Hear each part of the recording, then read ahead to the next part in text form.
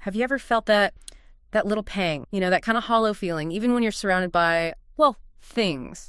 It's something maybe we just ignore. But today, we're taking a deep dive into something pretty provocative. Okay. It's this idea that modern consumerism, it isn't just selling us stuff. It might actually be designed, cleverly engineered even, to keep us feeling unsatisfied. Right. And maybe subtly shaping our whole sense of freedom. So our mission today is to unpack this, look at the mechanisms, and explore a really different alternative. And we're doing this using insights from a piece on the Psychotic YouTube channel, right? The one about Schopenhauer and embracing simplicity. Exactly. That's the one. When you truly embrace the simple, everything changes. And what's so fascinating, I think, is how common that feeling of emptiness is. The source argues it's not just, bad luck or a personal issue. It's saying it's by design. By design, yeah. A core part of the whole system. This deep dive really pushes us to think, are our desires actually our desire, or are they manufactured? Okay, manufactured desire. Let's unpack that. The video makes this really bold. It says our anxiety, that feeling of always wanting something else, something more.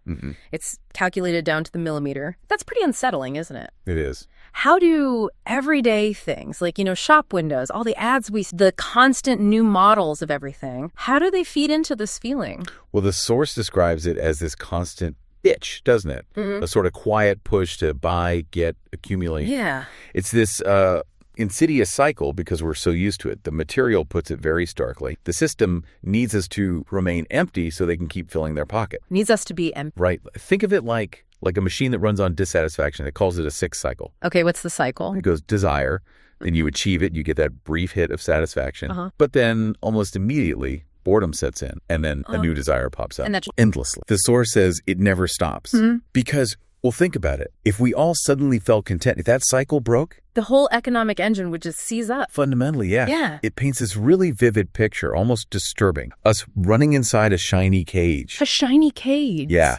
Burning all this energy, thinking we're getting somewhere, but ultimately just running in place. That is a powerful metaphor. But okay, if the system is so good at making us get things, why does the feeling, the satisfaction, why does it last so little? Right.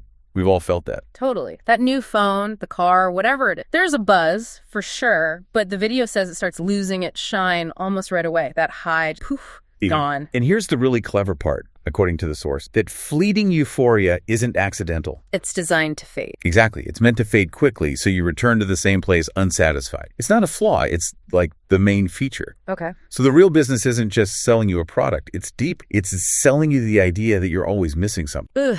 Like planned obsolescence, but for our feelings? Kind of, yeah. Your current phone works fine, right? But boom, new model announcement, and suddenly you feel like yours is lacking. It's this constant, exhausting chase. The video compares it to what? A runner? Yeah, an exhausted runner on an infinite track chasing a finish line that moves further away with every step. You never actually get there. That's the whole point. Okay, so we're chasing this thing we can never really catch. What does that imply about our freedom? This is where the deep dive gets a bit darker, right? It does. It suggests consumerism isn't just about buying things. It acts as a profound mechanism of control. How so? Control through stuff. Well, the material talks about how things like debt, loans, even just casually swiping a credit card for something you don't really need, they slowly become like chain. They tie you down little by little, often without you noticing. And you end up working just to pay for the things you thought would make you happy. Precisely. And the control is incredibly subtle. The source describes this whole army of psychologists, advertisers, and algorithms that know you better than you know yourself. That's chilling. Your social media feed, for instance. Exactly. It's not random. And the real prize here, the source argues, isn't just our money. It's our time, our attention, and our freedom. Wow. Time, attention, and freedom. Yeah. And this leads to maybe the most unsettling line in the whole piece. There is no prison more perfect than the one where the prisoner runs happily convinced he's chasing his own will. Oof, running happily in a prison you don't see, that cuts deep. Doesn't it? And the Psychotic video says, modern consumerism doesn't feed on objects, it feeds on your anxiety. It claims that the factory doesn't produce products, it produces Paris. Can you expand on that? Because that feels credible today. Oh, absolutely. Think about it.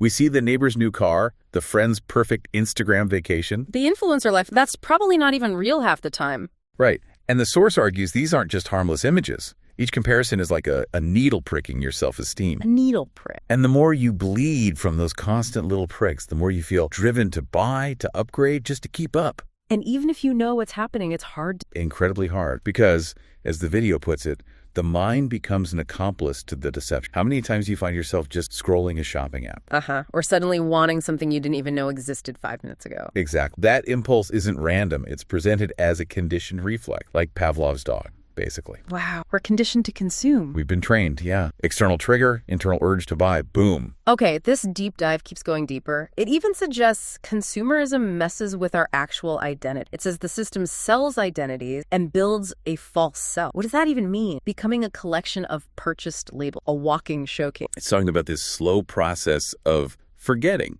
Well, forgetting who you were before that mask, before you started defining yourself by what you own or wear. So our personality gets shaped by brand trends. According to the source, yeah. Our preferences, our goals, they get heavily influenced by marketing, by algorithms. We end up, maybe without realizing it, just replicating a script someone wrote for you. Someone in marketing, probably. Likely. Yeah. And here's the kicker, the paradox. The more you try to be unique, the more identical you become to the rest. Because everyone drinks from the same poison source. Whoa. So trying to stand out through buying things just makes it the same. In this view, yes. Consumerism manufactures these apparent individuals who are underneath, all following the same pattern. It's like an identity crisis, but society-wide. That is deeply uncomfortable to think about. Okay, but then the video says something even wilder. The system messes with our idea of time. How hurry is the norm now. We're always rushing, right? Faster equals better.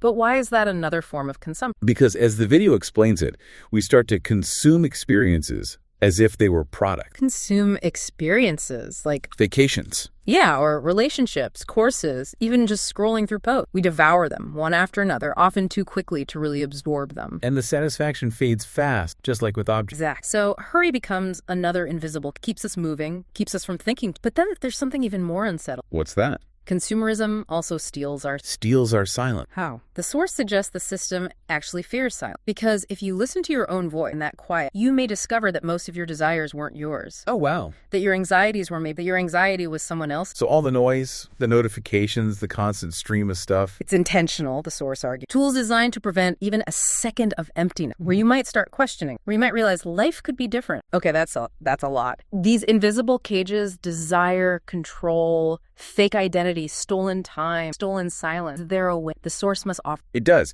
It talks about a crack in this wall, an exit they don't want you to see, precisely because it threatens the whole structure. And what is it? What's the exit? It's deceptively simple.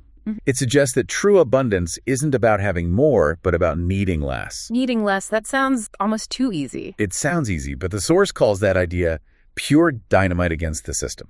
Because when you genuinely embrace simplicity, when you decide you don't need to impress anyone, you don't need the next big thing to feel okay, you basically become ungovernable. Ungovernable, I like that. They can't hook you with the next desire or chain you with the next payment plan. You become, the video says, a silent rebel. So a simple life isn't about being poor then? Not at all. The source is clear. It's not poverty, it's sovereignty. It's about reclaiming your time, your energy, your peace, stepping off that crazy treadmill. And finding something inside instead. Finding that inner fulfillment, yeah. Something they will never be able to sell you no matter how hard they try. The video then asks these really direct questions, doesn't it? Do you dare to stop? And do you have the courage to face the void without filling it with things? That's not just about stuff, is it? No, it's way deeper. It's about confronting our habits, our anxieties, our own minds. That moment of silence, that willingness to just be without distraction. It's scary for the system. It's the most terrifying for the system, according to the source, because that's the moment you regain your power. The moment you might discover what you were really looking for wasn't outside you at all. The freedom of just not needing. Exactly. The freedom of feeling whole without needing anything external. So this flips the script entirely. The source asks, and this is really provocative, what if everything they sold you as freedom was actually slavery? Yeah. And it follows with, what if true personal sovereignty isn't choosing between 1,000 options in a store, but not needing any of them? It brilliantly connects all those options, not with freedom, but with saturation. Feeling overwhelmed, not liberated. Too much choice isn't freedom. Right. And the real freedom, it argues, is the power to look at it all and genuinely say, I don't need any of this. That ability, that conscious renunciation is called the most revolutionary act you can commit in the world that thrives on invented scarcity. Wow. A revolutionary act. So it's not about hiding away. No, not about rejecting the world.